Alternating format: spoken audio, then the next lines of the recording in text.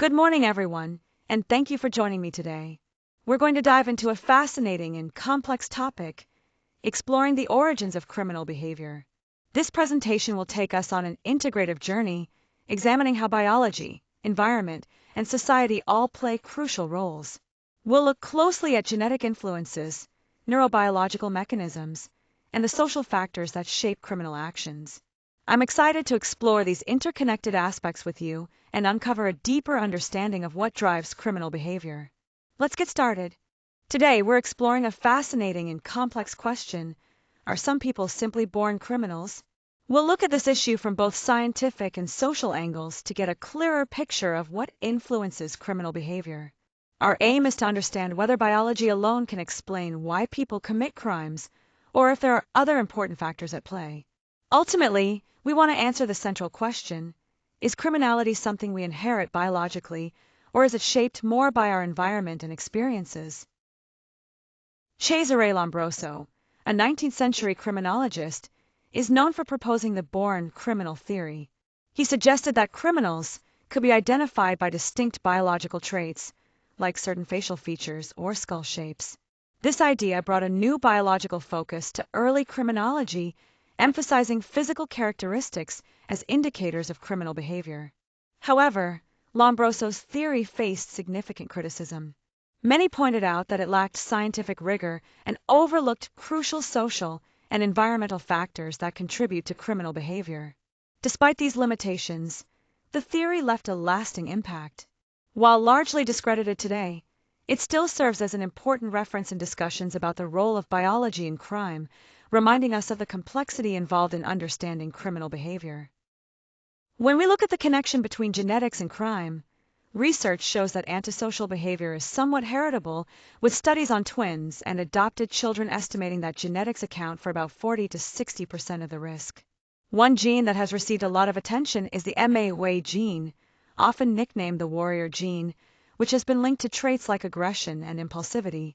However, it's important to understand that genetic influence is complex. No single gene can determine whether someone will engage in criminal behavior.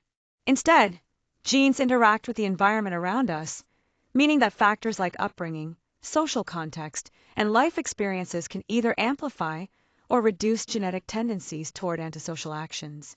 So, genetics provide a piece of the puzzle, but the full picture includes many other elements. When we look at the neurobiology of criminal behavior, several key factors come into play. First, research shows that there are notable differences in brain structure and function in individuals who engage in criminal activities. One critical area is the prefrontal cortex, which is crucial for decision-making and controlling impulses. Often, we see reduced activity in this region, meaning these individuals might struggle more with self-control. In addition to brain structure, neurochemical imbalances also play a significant role. Levels of neurotransmitters like serotonin and dopamine can impact mood regulation and aggression, potentially increasing the likelihood of antisocial behavior. Finally, hormonal influences are important as well. Elevated testosterone, for example, is linked to higher impulsivity and aggressive tendencies, further contributing to the complex web of factors behind criminal behavior. Understanding these biological elements helps us grasp why some people might be more prone to such behaviors. When we look at what influences criminal behavior, we can't ignore the powerful impact of childhood trauma. Early experiences of trauma can deeply affect a person's development and increase the likelihood of later criminal tendencies. Alongside this, poverty plays a crucial role. Living in poverty often limits opportunities and can create stressful conditions that push individuals toward illegal activities as a means of survival or escape. Another important factor is the influence of peer pressure and the cultural environment. People are shaped not only by their immediate social circles, but also by the broader cultural norms and values around them, which can either deter or encourage criminal actions. All of this shows us that criminal behavior isn't caused by a single factor. Instead, it emerges from complex social environments where biology interacts closely with external influences. Understanding this complexity is key to addressing and preventing crime effectively. When we talk about gene-environment interaction, a key concept to understand is epigenetics. This field shows us that environmental factors can actually change how our genes are expressed, without altering the DNA sequence itself. It highlights that biology isn't fixed but is influenced by the world around us. This dynamic interplay means that neither our genetic makeup nor our environment alone can fully explain behavior. Instead, it's the combination of both that shapes the chances someone might engage in certain behaviors, including criminal acts. Importantly, this perspective moves us beyond the old idea of biological determinism, the notion that genes alone decide our fate. By considering both genetics and environment, we gain a more complete and nuanced understanding of behavior and why people act the way they do.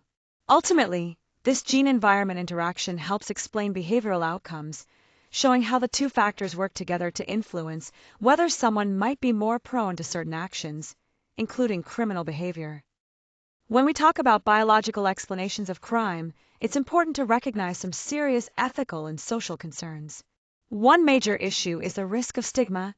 People might be unfairly labeled or judged because of biological factors, which can lead to a sense of determinism, as if their behavior is predetermined and they have no control. This raises questions about fairness within the justice system. Additionally, there's the danger of discrimination.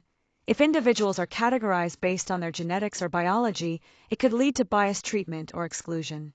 That's why it's crucial to keep a balanced perspective.